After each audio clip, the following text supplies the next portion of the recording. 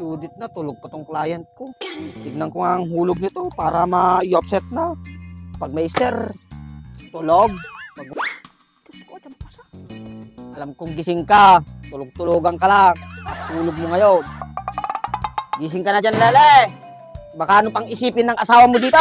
Babantayan talaga kita hanggang gabi. Sige, hanggang gabi ka talaga dyan matulog.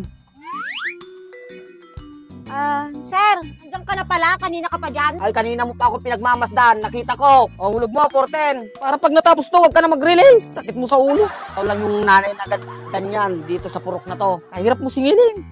O, ito na, sir. May pangbayad naman talaga ako sa inyo eh. O, yan na po. 500 yan. Kaya sa susunod, huwag ka na mag-release ha. Kahirap mo singilin. Savings na ako para maka-offset na ako agad-agad dyan. Mahulog mo na itong 500 para may savings ka. Wala rin kasi akong isusukli eh. Ay, hindi sir. Amin na yung sukli kong 90 dyan. Wala din kasing pangbili ng diaper mamaya yung anak ko. Anong 90? 80 na lang yung sukli mo no. 410 nga yung hulog mo. Hindi mo ba alam magkwenta, sir? 410 plus 90.